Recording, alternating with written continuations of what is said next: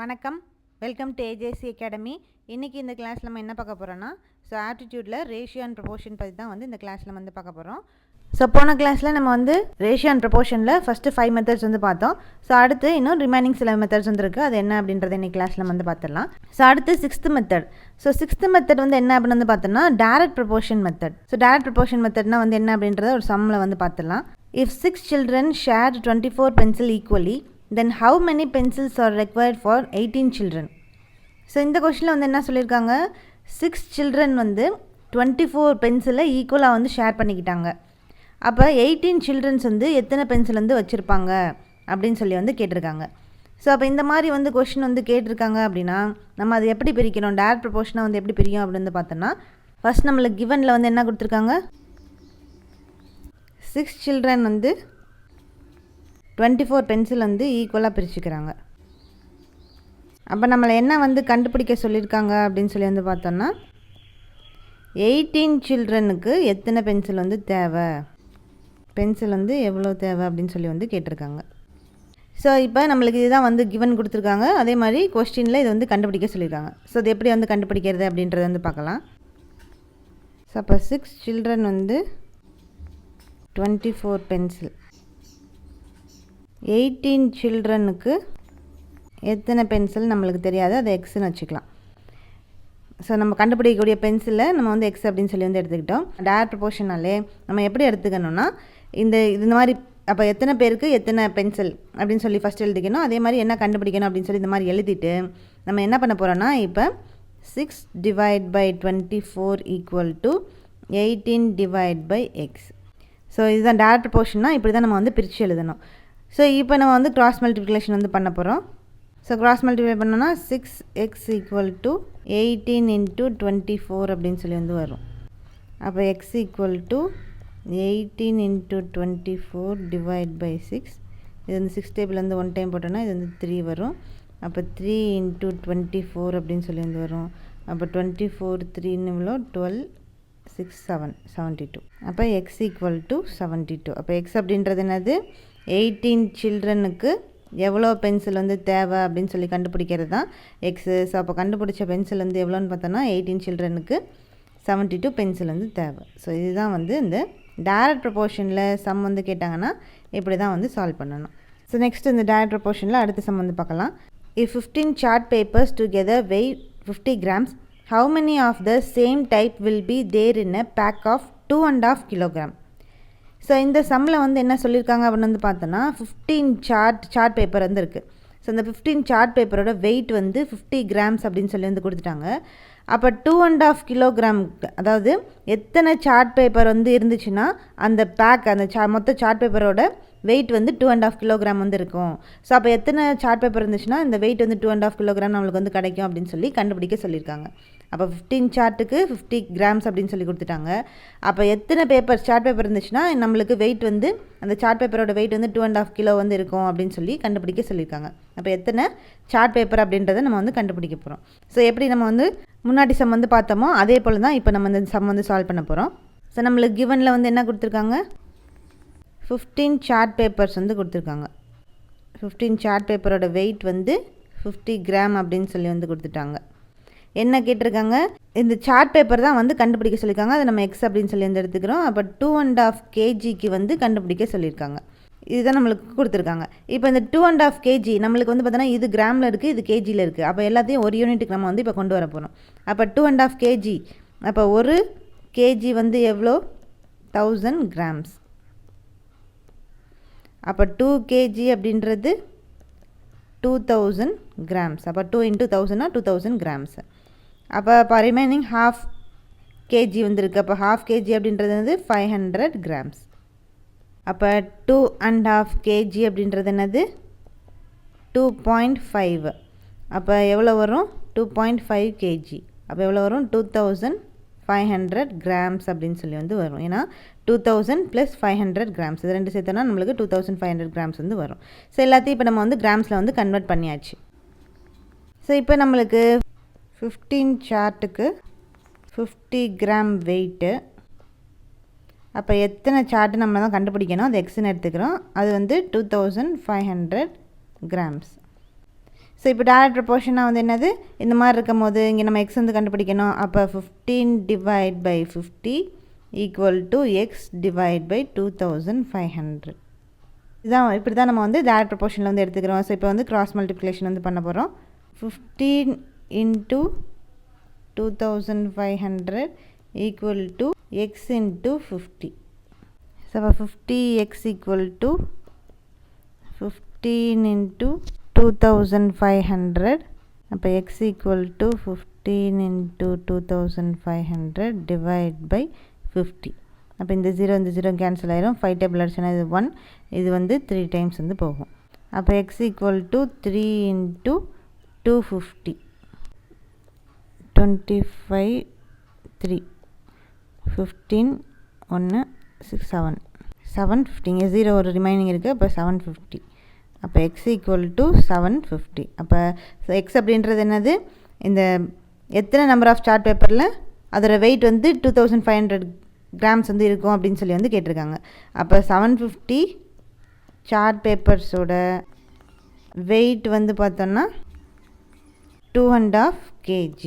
So அப்போ 2.5 kgயில் எத்தனை chart papers வந்து ப்ரெசென்ட் ஆகிருக்கும் பார்த்தோன்னா 750 சார்ட் பேப்பர்ஸ் வந்து ப்ரெசென்ட் ஆகிருக்கும். ஸோ இதுதான் வந்து கரெக்டான ஆன்சர். ஸோ இதுதான் வந்து நம்மளுக்கு இந்த மாதிரி தான் இந்த டைரக்ட் ப்ரொபோர்ஷன்ஸில் சம் வந்து சால்வ் பண்ணணும். ஸோ அப்போ டைரக்ட் ப்ரொபோர்ஷன்னா ஸோ நம்மளுக்கு முக்கியமாக இந்த ரேஷியன் ப்ரொபோர்ஷனில் வந்து பார்த்தோன்னா டைரக்ட் ப்ரொபோர்ஷனில் இருந்தும் இன்வர்ஸ் ப்ரொபோர்ஷன் அப்படின்னு சொல்லி 2 வந்துருக்கும். அடுத்து நம்ம வந்து பார்ப்போம். ஸோ இந்த 2 ப்ரொபோர்ஷன் பேஸ் பண்ணி தான் நிறையா சம்ஸ் வந்து கேட்பாங்க. இந்த கொஸ்டின் இந்த பேசிக்ஸ் வந்து பார்த்தோன்னா இந்த மெத்தட் வந்து டைம் அண்ட் ஒர்க்லேயும் வந்து நம்மளுக்கு ஃபாலோ ஆகும். ஸோ அதனால் இந்த மெத்தட் வந்து எல்லாத்துக்குமே ரொம்ப காமனான ஒரு மெத்தட். அப்போ டைரக்ட் ப்ரொபோர்ஷன்னா வந்து என்ன அப்படின்னு சொல்லி இப்போ நம்ம வந்து பார்த்தாச்சு. இந்த சம்ஸ் வந்து கேட்டிருந்தாங்கன்னா இப்படி தான் வந்து சால்வ் பண்ணணும். ஸோ நெக்ஸ்ட் அடுத்த மெத்தட் நம்ம என்ன பார்க்க போகிறோம்னா indirect proportion or inverse proportion அப்படின்னு வந்து சொல்லலாம்.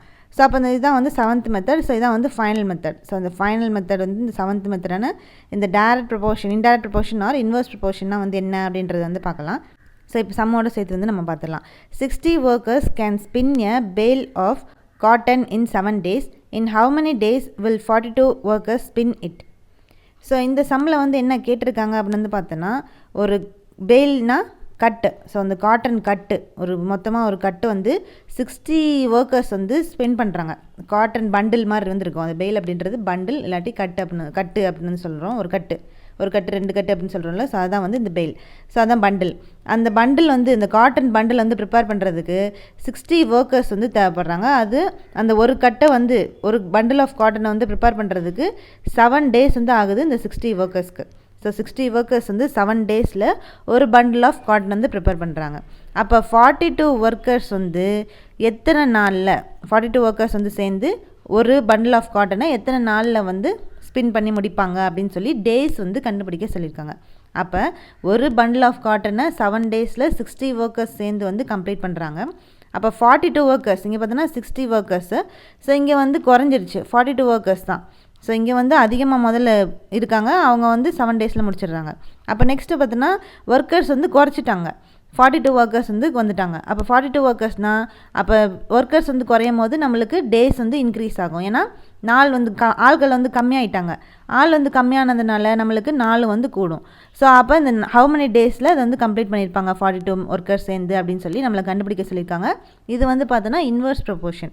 அப்போ இன்வர்ஸ் ப்ரொபோர்ஷன் அப்படியே கொஞ்சம் வந்து ரிவர்ஸாக வரும் இந்த டைரக்ட் ப்ரொபோர்ஷனுக்கு. ஸோ அது எப்படி அப்படின்றத வந்து பார்க்கலாம். ஸோ நம்மளுக்கு கிவன் வந்து என்ன கொடுத்துருக்காங்க, 60 workers வந்து 7 daysல ஒரு பண்டில் ஆஃப் காட்டனை வந்து கம்ப்ளீட் பண்ணுறாங்க. ஸோ வந்து அடுத்து 42 workers எத்தனை டேஸில் கம்ப்ளீட் பண்ணி முடிப்பாங்க அப்படின்னு சொல்லி வந்து கேட்டிருக்காங்க. ஸோ அப்போ எத்தனை டேஸ் நம்பர் ஆஃப் டேஸை நம்ம வந்து எப்படி எடுத்துக்கிறோன்னா எக்ஸ் அப்படின்னு சொல்லி வந்து எடுத்துக்கிறோம். நம்பர் ஆஃப் டேஸ் வந்து எக்ஸ் அப்படின்னு சொல்லி வந்து எடுத்துக்கிறோம்.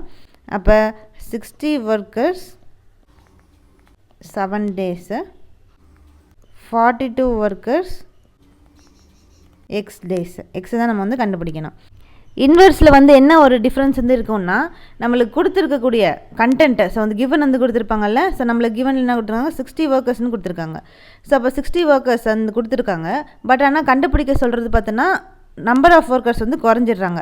ஸோ இந்த மாதிரி கண்டுபிடிக்கும் போது கொடுக்குறது கிவனில் ஒன்று கொடுத்துருப்பாங்க, கண்டுபிடிக்க சொல்கிறது வந்து பார்த்தோன்னா அதில் வந்து இன்க்ரீஸ் ஆவோ இல்லை டிக்ரீஸ் ஆவோ அந்த மாதிரி கண்டென்ட்டில் வந்து இருந்துச்சு அப்படின்னா நம்ம என்ன கண்டுபிடிக்கணும்னா இன்வெர்ஸ் ப்ரொபோர்ஷன் தான் வந்து கண்டுபிடிக்கணும். இப்போ நம்மளுக்கு ஃபஸ்ட்டு கொடுத்துருக்கிறது 60 கொடுத்துருக்காங்க. அப்புறம் வந்து பார்த்தோன்னா கண்டுபிடிக்க சொல்கிறது 42 ஒர்க்கர்ஸ் குறைஞ்சிருச்சு, டிக்ரீஸ் ஆகிடுச்சு. அப்போ இன்க்ரீஸ் ஆகிறதோ டிக்ரீஸ் ஆகிறதோ ஸோ இந்த மாதிரி வந்து கண்டுபிடிக்க சொல்லியிருந்தாங்கன்னா அப்போ இன்வெர்ஸ் ப்ரொபோர்ஷனில் நம்ம எப்படி கண்டுபிடிக்கணும்னா இந்த 60 × 70 அதில் வந்து டிவைட் பண்ணணும். டைரக்ட் ப்ரொபோர்ஷனில் டிவைட் பண்ணுவோம், இதில் இன்வெர்ஸ் ப்ரொபோர்ஷனில் மல்டிப்ளை வந்து பண்ணிடுவோம். அப்போ 60 × 70 60 × 7 = 42 × x. ஸோ இதுதான் வந்து இப்படி தான் எடுத்துக்கணும் இந்த இன்வெர்ஸ் ப்ரொபோர்ஷனில். அப்போ இன்வெர்ஸ் ப்ரொபோர்ஷன் எப்படி கண்டுபிடிப்போம்னா அந்த கண்டுபிடிக்க சொல்கிற இடத்துல நம்மளுக்கு வந்து இன்க்ரீஸ் ஆகிருக்கும் இல்லைனா டிக்ரீஸ் ஆகிருக்கும். ஸோ அப்படி இருக்கும் போது நம்ம அது டேரெக்டாக எப்படி போயிடலாம்னா இன்வெர்ஸ் ப்ரொபோர்ஷன் வந்து போயிடலாம். ஸோ அப்போ இன்வெர்ஸ் ப்ரொபோர்ஷன்னா எப்போவுமே அது வந்து மல்டிப்ளிகேஷன் தான் வந்து பண்ணணும். ஸோ அப்போ 42x = 60 × 7 x = 60 × 7 / 42. ஸோ இதை வந்து நம்ம 7 டேபிளில் வந்து கேன்சல் பண்ணால் இது வந்து 1 டைம், இது வந்து 6 டைம். அகெயின் 6 டேபிள் அடிச்சோன்னா இது வந்து 1 டைம், இது வந்து 10 டைம். அப்போ = 10. அப்போ எக்ஸ் அப்படின்றது என்னது? அப்போ எக்ஸ் அப்படின்றது நம்பர் ஆஃப் டேஸ். அப்போ 42 ஒர்க்கர்ஸ் வந்து எத்தனை நாளில் ஒரு பேல் ஆஃப் காட்டன் வந்து கம்ப்ளீட் பண்ணுறாங்கன்னு பார்த்தோன்னா 10 டேஸில் வந்து கம்ப்ளீட் பண்ணுறாங்க. ஸோ இதுதான் வந்து அதோட ஆன்சர். ஸோ இதுதான் வந்து டைரக்ட் ப்ரொபோர்ஷனுக்கும் இன்டைரக்ட் ப்ரொபோர்ஷனுக்கும் உள்ள டிஃப்ரென்ஸ். ஸோ அதே மாதிரி இன்னொரு சம் வந்து பார்த்துடலாம். இன்டைரக்ட் ப்ரொபோர்ஷனில் the cost of 1 box of tomato is ₹200. Vendan had money to buy 13 boxes. If the cost of the box is increased to ₹260, then how many boxes will he buy with the same amount?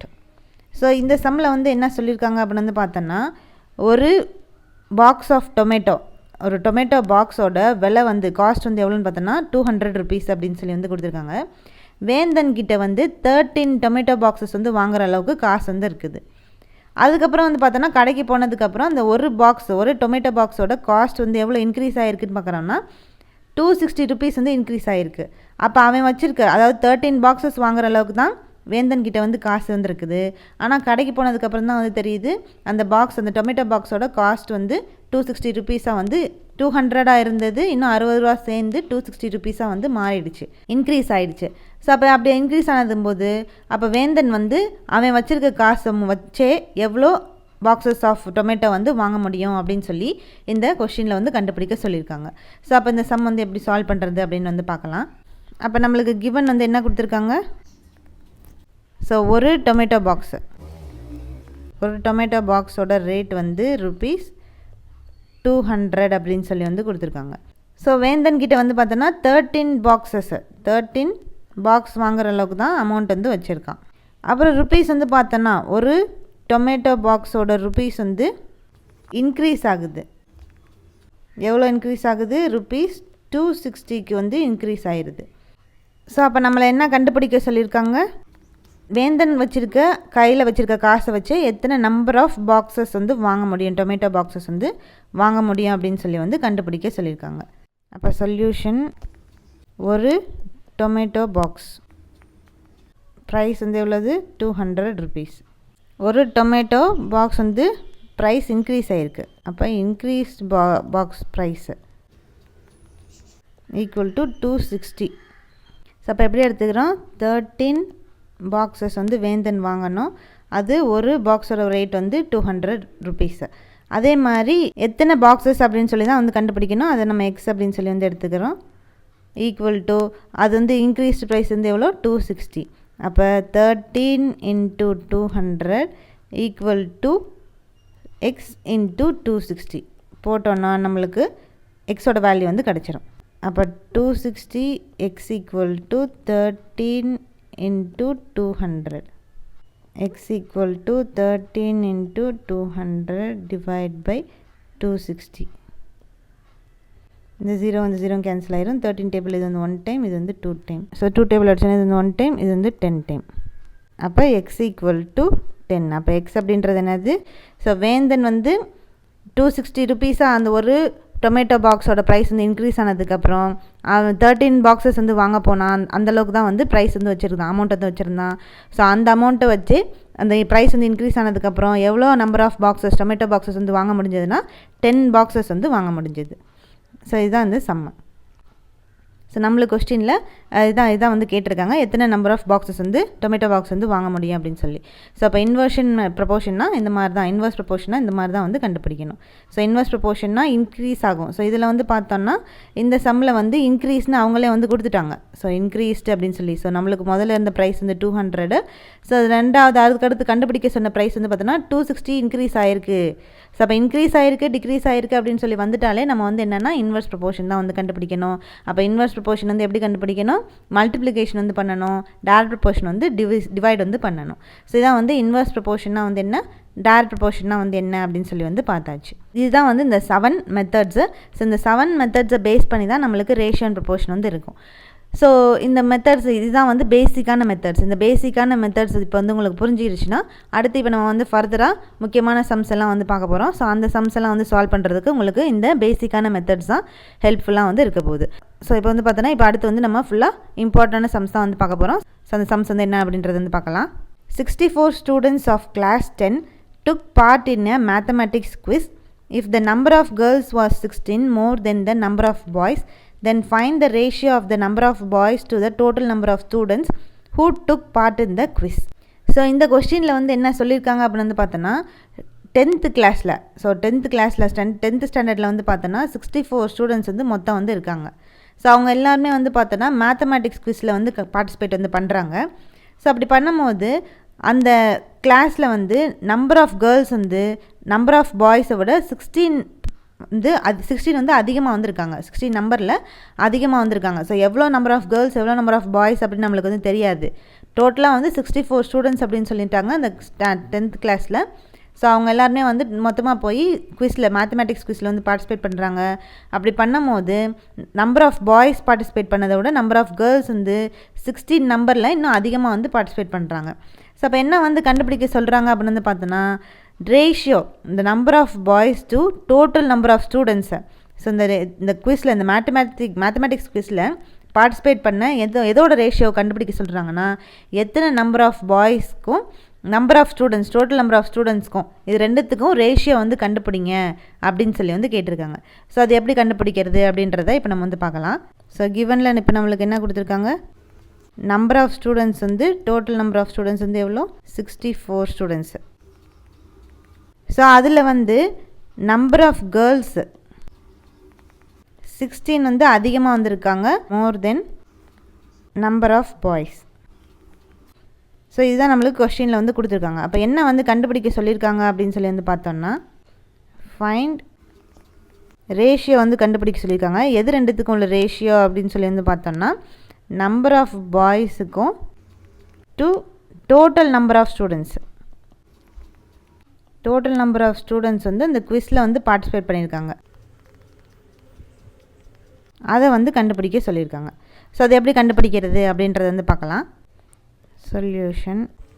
So இப்போ number of boys தான் வந்து நம்ம கண்டுபிடிக்க போகிறோம். அப்போ number of boys நம்மளுக்கு வந்து தெரியாது. அது எப்படி எடுத்துக்கலாம்னா number of boys equal to x அப்படின்னு சொல்லி நம்ம வந்து எடுத்துக்கிறோம். அடுத்து நம்பர் ஆஃப் கேர்ள்ஸ் நம்மளுக்கு என்ன கொடுத்துருக்காங்க, கிவனில் நம்பர் ஆஃப் கேர்ள்ஸ் வந்து பாய்ஸை விட 16 வந்து அதிகமாக இருக்காங்க அப்படின்னு சொல்லி வந்து கொடுத்துருக்காங்க. அப்போ number of girls equal to x plus 16. இந்த ப்ளஸ் 16 அப்படின்றது இந்த பாய்ஸை விட 16 வந்து அதிகமாக இருக்காங்க. ஸோ அதான் நம்பர் ஆஃப் கேர்ள்ஸு. ஸோ அப்போ நம்ம எப்படி எடுத்துக்க போகிறோம்னா number of boys plus number of girls equal to total students. அப்போ நம்பர் ஆஃப் பாய்ஸ் நம்மளுக்கு என்ன x plus number of girls வந்து x plus 16 equal to total number of students வந்து 64. ஸோ இதுலேருந்து இப்போ நம்ம எக்ஸ் வந்து கண்டுபிடிச்சிடலாமா. அப்போ எக்ஸ்னால் இது ப்ளஸில் தான் இருக்குது. அப்போ வந்து எல்லாத்தையும் ப்ளஸ் பண்ண போகிறோம். 2x plus 16 equal to 64. அப்போ 2x இப்படி வச்சுட்டு 16 அந்த பக்கம் வந்து கொண்டு போயிடலாம் மைனஸ் 16. அப்போ 2x ஈக்குவல் டு 64 மைனஸ் 16 வந்து எவ்வளோ, இது வந்து 5 14 8 4. ஸோ 48 வந்து வரும். ஸோ வந்து 64லேருந்து 16 மைனஸ் பண்ணால் 48. ஸோ அப்போ எக்ஸ் ஈக்குவல் டு எவ்வளோ 48 டிவைட் பை 2 போட்டோன்னா இது 2 டேபிள் வந்து 1 டைம், இது 2 4. அப்போ எக்ஸ் ஈக்குவல் டு 24 அப்படின்னு சொல்லி நம்மளுக்கு வந்து கிடச்சிருக்கு. X equal to 24. இப்போ எக்ஸ் அப்படின்றது என்னது? நம்பர் ஆஃப் பாய்ஸ் தான் வந்து எக்ஸ். அப்போ நம்பர் ஆஃப் பாய்ஸ் அப்படின்றது எவ்வளோ கண்டுபிடிச்சிருக்கோம்? 24 அப்படின்னு சொல்லி நம்ம வந்து கண்டுபிடிச்சாச்சு. இப்போ நம்ம வந்து ரேஷியோ வந்து கால்குலேட் பண்ண சொல்லியிருக்காங்க. அப்போ எது ரெண்டுத்துக்கும் வந்து ரேஷியோ நம்மளை வந்து கண்டுபிடிக்க சொல்லியிருக்காங்க அப்படின்னு வந்து பார்த்தோன்னா, ரேஷியோ வந்து இப்போ நம்ம வந்து கண்டுபிடிக்க போகிறோம் பாய்ஸ், நம்பர் ஆஃப் பாய்ஸ்க்கும் total participant, total number of students. அதாவது இந்த குவிஸில் வந்து எத்தனை பார்ட்டிசிபெண்ட்ஸ் வந்து பண்ணாங்க அப்படின்னு சொல்லி. அப்போ பார்ட்டிசிபெண்ட்ஸ்னால் அங்கே வந்து கேர்ள்ஸும் இருப்பாங்க, நம்பர் ஆஃப் கேர்ள்ஸும் இருப்பாங்க, ப்ளஸ் நம்பர் ஆஃப் பாய்ஸும் சேர்ந்து வந்து இருப்பாங்க. ஏன்னா 2 பேரும் சேர்ந்து தானே total number of participant. So அப்போ என்ன வரும்? Number of boys divide by number of girls plus number of boys. So அப்போ ratio equal to x divide by, அதாவது எக்ஸ் அப்படின்றது number of boys, x plus 16. மேலே இருக்கிறது நம்பர் ஆஃப் பாய்ஸு, கீழே இருக்கிறது டோட்டல் நம்பர் ஆஃப் பார்ட்டிசிபெண்ட். அப்போ total number of பார்ட்டிசிபெண்ட்டில் x அப்படின்றது நம்பர் ஆஃப் பாய்ஸும் இருப்பாங்க, எக்ஸ் ப்ளஸ் 16 அப்படின்றது நம்பர் ஆஃப் கேர்ள்ஸும் வந்து இருப்பாங்க. ஸோ அப்போ எக்ஸ் அப்படின்றது இங்கே என்னது? 24 டிவைட் பை 24 ப்ளஸ் 16. ஸோ அப்போ என்ன வரும்? 24 டிவைட் பை 24 16 10 14 4 5 6 64 வந்து வரும் கீழே. டோட்டலாக வந்து 64.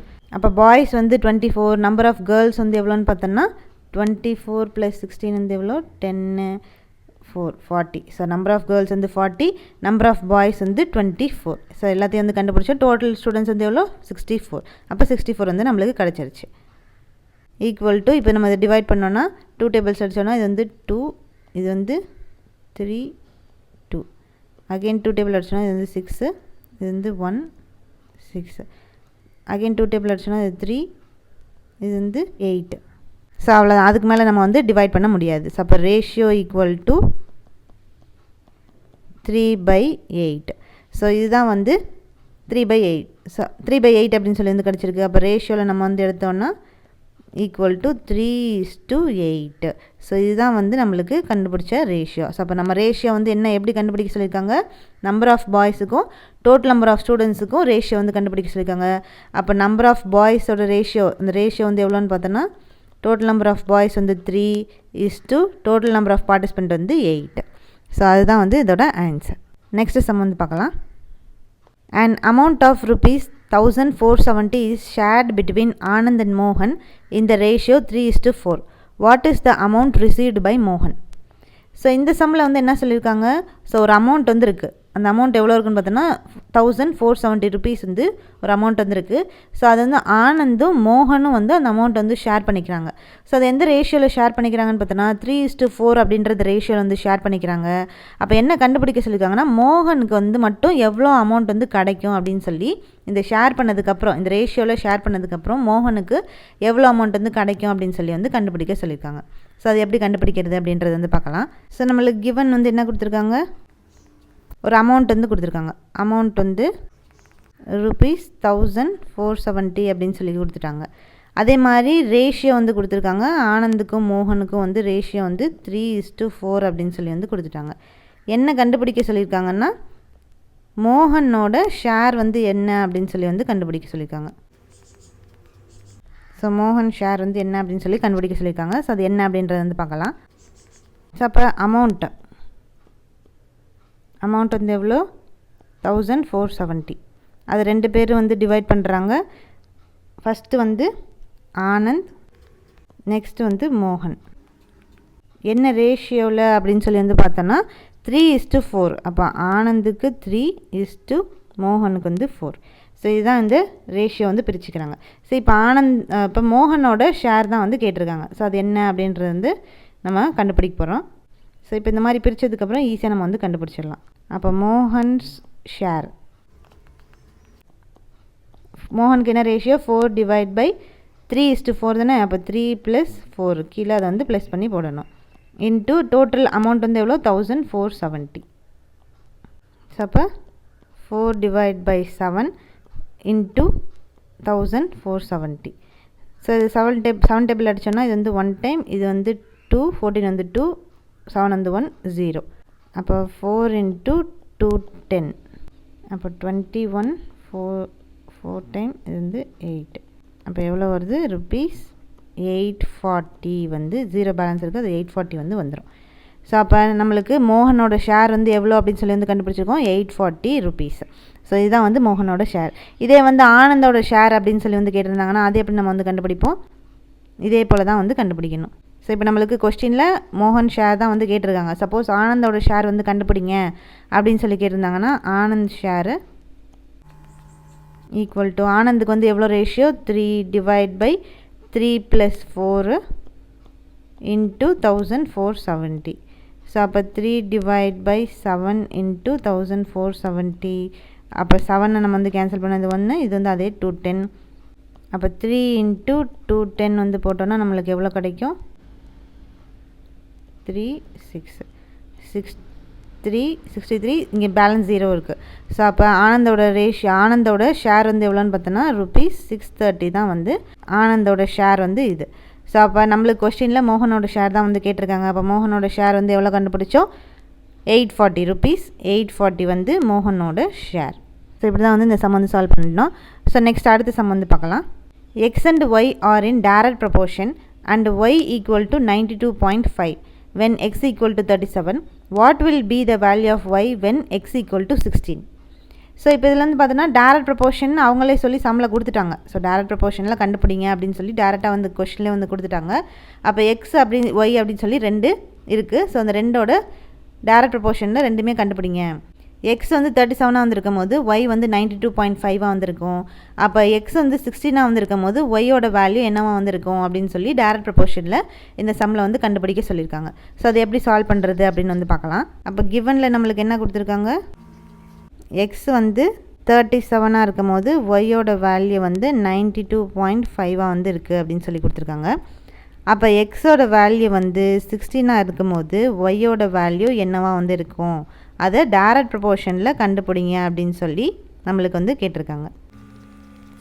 ஸோ அப்போ எப்படி கண்டுபிடிப்போம்னா, ஸோ இப்போ direct proportion equal to x divide by y. So direct ப்ரொபோர்ஷனால என்னது?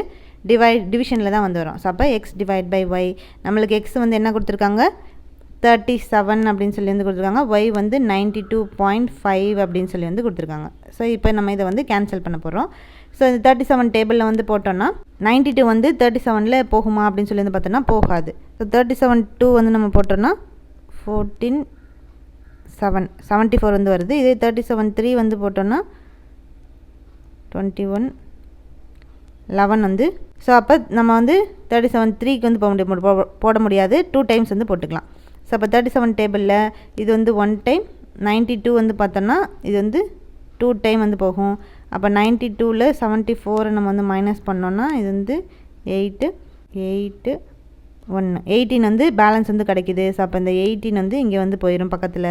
அப்போ 185 வந்து 37 டேபிளில் வந்து போகுமா அப்படின்னு சொல்லி வந்து பார்க்கணும். அப்போ 37 5 டைம்ஸ் வந்து போட்டு பார்த்தோன்னா 7 5s 35, 3 5 3s 15, பேலன்ஸ் 3 இருக்குது, அது ப்ளஸ் பண்ணோன்னா 18. அப்போ 185 வந்து போகுது. அப்போ 185 வந்து பாயிண்ட், இங்கே வந்து நடுவில் பாயிண்ட் வந்துருக்கு. ஸோ அப்போ பாயிண்ட் வச்சு 185 வந்து எத்தனை டைம் போகுது? 5 டைம்ஸ் வந்து போகுது. ஸோ அப்போ என்ன கிடைக்கிது நம்மளுக்கு? 1 டிவைட் பை 2.5 அப்படின்னு சொல்லி இப்போ நம்மளுக்கு வந்து ஒரு வேல்யூ வந்து கிடச்சிருக்கு. ஸோ இதை அப்படியே வச்சுட்டு இன்னொரு வேல்யூ நம்மளுக்கு என்ன கண்டுபிடிக்க சொல்லியிருக்காங்க? எக்ஸ் வந்து 16 இருக்கும்போது ஒய்யோட வேல்யூ வந்து என்ன அப்படின்னு சொல்லி வந்து கண்டுபிடிக்க சொல்லியிருக்காங்க. 16 டிவைட் பை ஒய் தான் வந்து கண்டுபிடிக்கணும். இப்போ கண்டுபிடிச்ச அந்த 1 டிவைட் பை 2.5 அதை அப்படியே வந்து எடுத்துக்கிறோம். ஸோ எடுத்ததுக்கப்புறம் இப்போ கிராஸ் மல்டிப்ளிகேஷன் வந்து பண்ணுறோம்.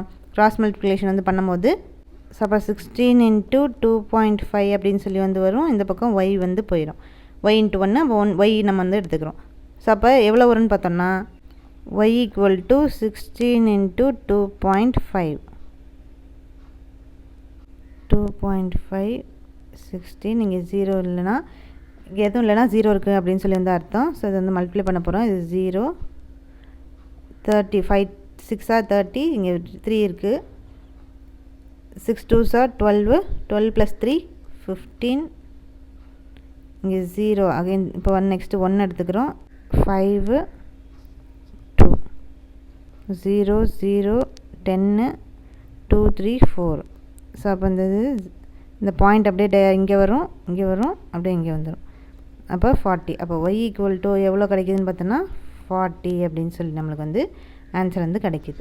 ஸோ அப்போ எக்ஸ் வந்து 16 இருக்கும் போது ஒய்யோட வேல்யூ எவ்வளோ கிடைக்குன்னு பார்த்தோன்னா 40. ஸோ இதுதான் வந்து இந்த சம்மு. ஸோ டேரக்ட் ப்ரொபோர்ஷனில் நம்மளுக்கு டேரெக்டாக கொஷனில் வந்து கேட்டாங்க.